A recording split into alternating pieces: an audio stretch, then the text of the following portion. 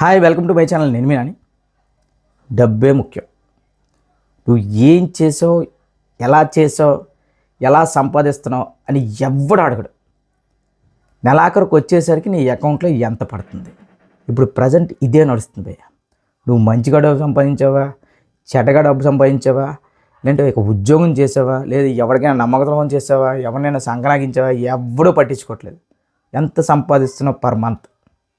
ఇప్పుడు ఈ ప్రజెంట్ జనరేషన్లో ఈ ఒక్క మాట వినిపిస్తుంది. ఈ డబ్బు సంపాదించలేని వాడిని ఎలా చూస్తుందంటే ఈ సమాజం, ఇంకా ఒక చీడ పురుగు కంట దారుణం, ఒక పేడ పురుగు కంట దారుణంగా ట్రీట్ చేస్తుంది.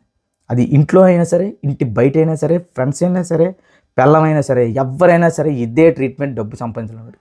సో మనం ఇంకా ఇలా పగటి కళలకంటూ మంచం మీద పడుకొని తెల్లవారు అమ్మ పెట్టిన టిఫిన్ తినేసి శుభ్రంగా డిగ్రీలు బీటెక్లు అయిపోయిన తర్వాత అలా బయట తిరిగి చిల్లు అవుతూ సాయంత్రం మళ్ళీ వచ్చి ఈవినింగ్ కొన్ని దొబ్బులు కాసి మళ్ళీ పడుకొని అప్పుడు తేరగా ఆకాశం వైపు చూస్తూ లేదంటే ఏంట్రా భవిష్యత్తు ఏమవుతుందని చెప్పి మన ఫ్యామిలీకి చేసి చూస్తూ మాట్లాడుకున్న రోజులు ఇంకా ఆపేయండి.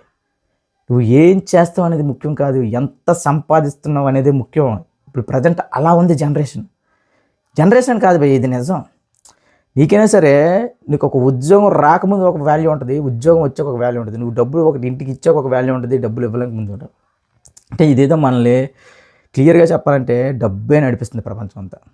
ఒక రిలేషన్ అయినా, ఒక మాటనైనా, ఒక మనిషికి ఇచ్చే వాల్యూ అయినా సరే, రిలేషన్కి నిలబడాలన్నా సరే, ఈవెన్ ఇంట్లో అమ్మాయినా నాన్న ఇది సరిగా మాట్లాడాలన్నా సరే డబ్బే. ఓకే, కొంతమంది పేరెంట్స్ ఉంటారు డబ్బుతో సంబంధం ఉండదు, మంచిగా ఉంటారు బాబు, మంచిగా, అది వేరు, వాళ్ళు చాలా అదృష్టవంతులు. చాలా వరకు కూడా అది రేర్ పీస్ భయ్య. ఎందుకంటే ఈ రోజుల్లో ఎంత వయసు వచ్చింది, 22 దాటేస్తున్నాయి, 25 దాటేస్తున్నాయి, ఏం సంపాదించట్లేదా, ఏం చేయట్లేదా, ఇదే గోల, మామూలు గోల కాదు.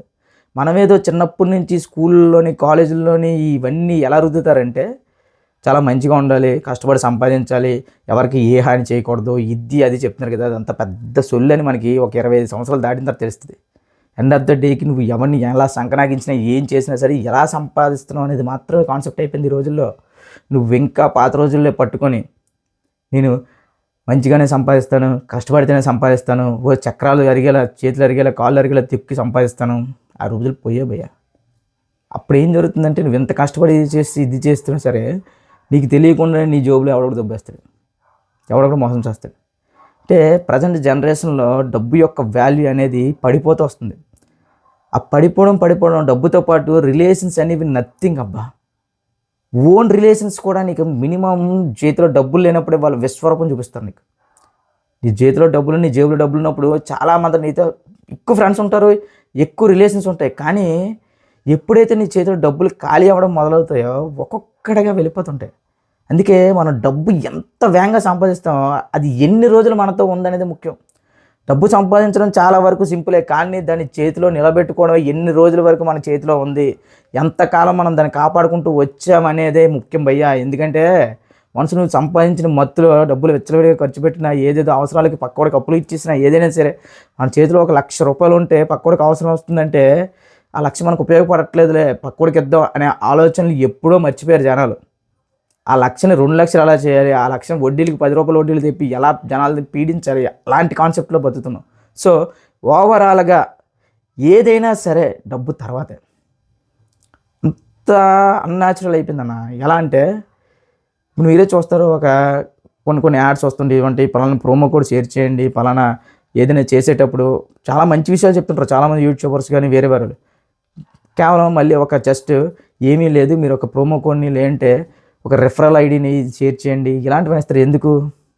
మనకేమో కొంతమంది యూట్యూబర్స్ ఏం చెప్తారు, ఈ స్టాక్ మార్కెట్లో లక్షలు సంపాదించవచ్చు, కోట్లు సంపాదించవచ్చు, ఈ యాప్ ఇన్స్టాల్ చేసుకుంటూ ఆ యాప్ ఇన్స్టాల్ చేసుకోండి, కానీ రెఫరల్ ఐడి నా ఐడినే మాత్రమే వాడండి అంటే నువ్వేమి స్టాక్ మార్కెట్లు అని చెప్పి ఇవన్నీ చెప్పి ఆ యాప్లు గట్రా ఇన్స్టాల్ చేసుకొని ఆడి రెఫరల్ ఐడి కోసం ఆడికి ఒక 1,500 బోనస్ అంత వస్తుంది. దానికోసం నువ్వేమో ఎక్కడెక్కడి నుంచి అప్పులు తెచ్చి ఇది చేసి అది చేసి ఏ బొక్క తెలియకుండా ఈ మార్కెట్లో ఇన్వెస్ట్ చేసి సంకనాగిపోతాం. ఆడేమో ఆ తర్వాత నువ్వు ఎన్ని కామెంట్లు పెట్టినా ఎంత ఇచ్చేసినా ఏ రెస్పాన్స్ ఉండదు. చెప్తున్నా కదా, ఇలాంటి టైప్ ఆఫ్ కొన్ని లక్షల కోట్లు జరుగుతున్నాయి.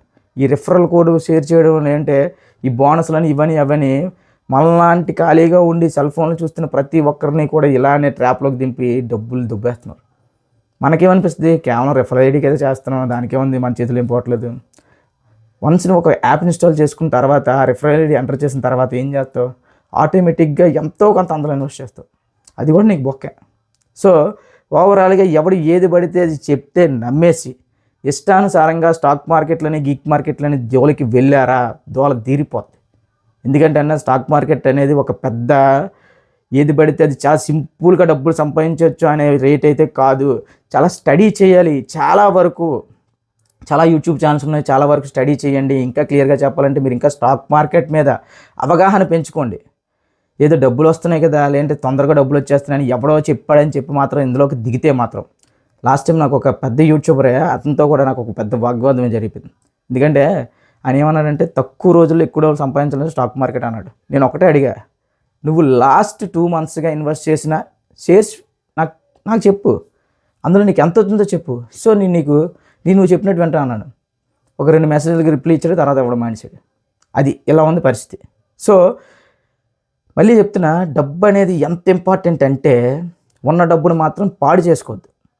ఎంతో కొంత సంపాదించున్నారు ఇప్పటికి అనుకుంటే మాత్రం పాడు చేసుకోవద్దు. ఆ డబ్బుతో ఏం చేయాలని ఆలోచించాలి తప్ప ఆ డబ్బును మాత్రం పాడు చేసుకుని స్టాక్ మార్కెట్లని తెలియని వాటిల్లో వేలు పెట్టి కాల్చుకోవద్దన్న. ఇంకా చెప్తున్నా కదా, ఈ రోజుల్లో ఒక 100 రూపాయలు అనేది సంపాదించడం చాలా సింపుల్ అని చెప్తున్నారు, కానీ సంపాదించడం తెలుస్తుంది అది వాలెట్. ఆ సంపాదించిన తర్వాత ఆ 100 రూపాయలు నీ దగ్గర ఎన్ని రోజులు కాపాడుకున్నావు అనేది నీ యొక్క వాల్యూ. దాన్ని బట్టి నీకు విలువిస్తారు. ఆ 100 రూపాయలు ఉన్నప్పుడు నీ దగ్గర 1,00,000 ఉన్నప్పుడు ఎంతమంది నీతో ఎంత బాగా మాట్లాడతారో, ఆ 1,00,000 అయిపోయిన తర్వాత ఒక 100 రూపాయలు హెల్ప్ చేయరంటే ఈ రోజులు లేవు, గయా దుబ్బేసింది. సో ఇప్పుడు ఓవరాల్గా ఎవడ పడితే వాడు చెప్పే సొల్లు, ముఖ్యంగా ఈ డబ్బులు సంపాదన మీద ఎవడైతే ఎలాంటి వీడియోలు కొంత వీడియోలు చేస్తుంటారో, డబ్బులు ఎలా సంపాదించవచ్చు, అలా సంపాదించవచ్చు, అంత సంపాదించుకున్నవాడైతే మనకెందుకు హెల్ప్ చేస్తారు, ఆడే సంపాదించుకుంటారు కదా. అదొక ఆలోచించండి. కానీ తెలిసి తెలియకుండా మాత్రం ఈ స్టాక్ మార్కెట్ అనే మోజులో పడి మాత్రం మిలిగారా, అప్పులు చేసి మరి స్టాక్ మార్కెట్లో కానీ ఇన్వెస్ట్ చేయడం స్టార్ట్ చేశారా, ఇంకా మిమ్మల్ని ఎవ్వడు కాపాడలేడు. పూర్తి అవగాహనతోనే ఇందులోకి దిగండి. ఒక పెద్ద స్టడీ చాలా స్టడీ చేయాలి స్టాక్ మార్కెట్లో దిగాలంటే. ఇది మాత్రం గ్యాంబ్లింగ్ టైప్ కాదు. నువ్వు ఎంత స్టడీ చేస్తే నువ్వు అంత బాగా ఇన్వెస్ట్మెంట్ అనేవి తీసుకోవచ్చు. ఒక సింపుల్గా ఉంటాయి, ఒక ఎస్ఐపి కానీ లేదంటే చిన్న ఉంటాయి, అంటే రిస్క్ ఫ్యాక్టర్ తక్కువగా ఉన్నవి. ఒక మ్యూచువల్ ఫండ్స్, ఎస్ఐపి అలాంటివి రిస్క్ ఫ్యాక్టర్ తక్కువగా ఉన్న వాటిలో ఇన్వెస్ట్ చేయండి తప్ప ఏదో పెద్ద రోజు స్టాక్ మార్కెట్ ట్రేడింగ్ చేసేస్తాం, అది ఇచ్చేసేస్తాం, అంత ఈజీ కాదు.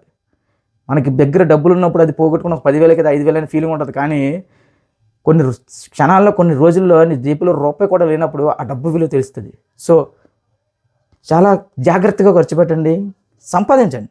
చెప్తున్నా కదా, ఎలాగైనా సంపాదించండి. ఈ రోజుల్లో అదే టార్గెట్, ఎలాగైనా సంపాదించండి. కానీ ఏదో ఇన్వెస్ట్మెంట్లని ఏదైనా భూమి మీద ఇన్వెస్ట్మెంట్ చేయండి, ఏదో ల్యాండ్ మీద ఇన్వెస్ట్మెంట్ చేయండి. అంతేగాని తెలియని సబ్జెక్ట్లో మాత్రం దొరకదు.